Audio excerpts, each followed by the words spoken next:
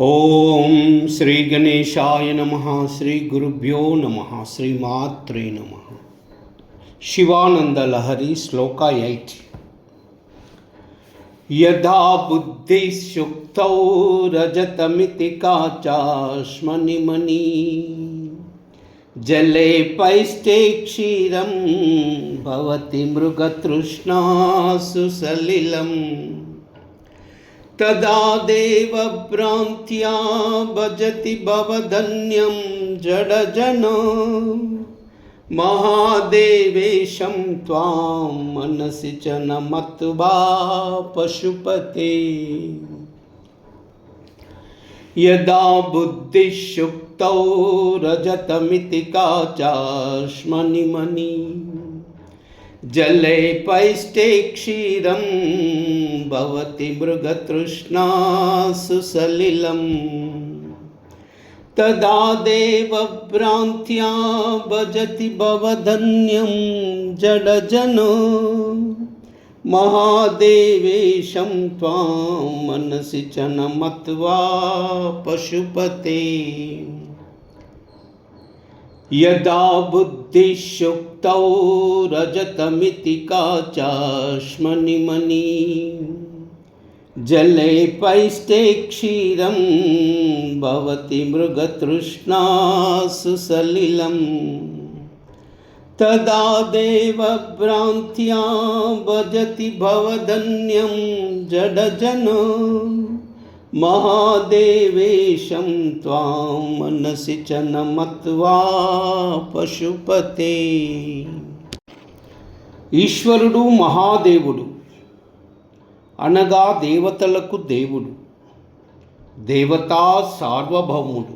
అంతేకాదు ఆయన పశుపతి అనగా మనలను రక్షించే ప్రభువు. అటువంటి శివుణ్ణి సర్వార్థ ప్రదాత అని గుర్తించక మూఢుడు ఇతర దేవతలను ఆరాధిస్తున్నాడట. అతడు జడజనుడు అనగా మందమతి. అందువల్లనే మహాదేవుడు పశుపతి అయిన శివుణ్ణి కాదని అన్య దేవతా ఆరాధనకు సిద్ధమవుతున్నాడు. అతడు జడుడు అయినందువల్లనే దేవతలు అనే భ్రాంతితో ఇతరులను పూజిస్తున్నాడట. భ్రాంతి అంటే ఏమిటి? దానిని దానిగా గుర్తించలేకపోవడం, అది కాని దానిని అదిగా అనుకోవడమే భ్రాంతి. ఇది సర్వసాధారణమా అంటే కాదు. అతడు జడుడు కాబట్టి అతనికి వచ్చింది జాడ్యం. అది వాడి జాడ్యం ఏమిటంటే ఒకదానిని చూసి మరొకటి అనుకోవడం. వాడు ఇతరులను చూసి దేవతలు అని భ్రాంతి పడుతున్నాడు.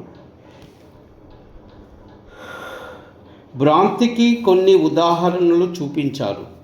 పైనున్న మెరుగులను చూసినప్పుడు ముత్యపు చిప్పను వెండి పాత్ర అనుకోవడము, అలాగే సూర్యకిరణాలు పడ్డప్పుడు ఎగదన్నే కాంతులను చూసి గాజు ముక్కను మణి అనుకోవడము, తెల్లదనాన్ని కొద్దిపాటి నురుగును చూసి పిండి కలిపిన నీటిని పాలు అనుకోవడము, అలాగే ఎండలో కదలాడుతున్న తరంగాల వంటి ఎండమావులను చూసి నీరు అనుకోవడము.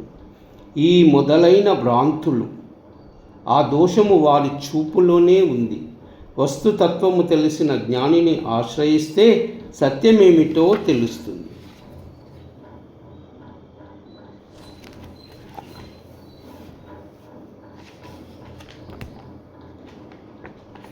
యదా బుద్ధిశుక్తౌ రజతమితి కాచాశ్మనిమణి జలే పైష్టే క్షీరం భవతి మృగతృష్ణాసు సలిలం తదా దేవభ్రాంత్యా భజతి భవధన్యం జడజనో మహాదేవేశం త్వాం మనసి చ మమత్వా పశుపతే.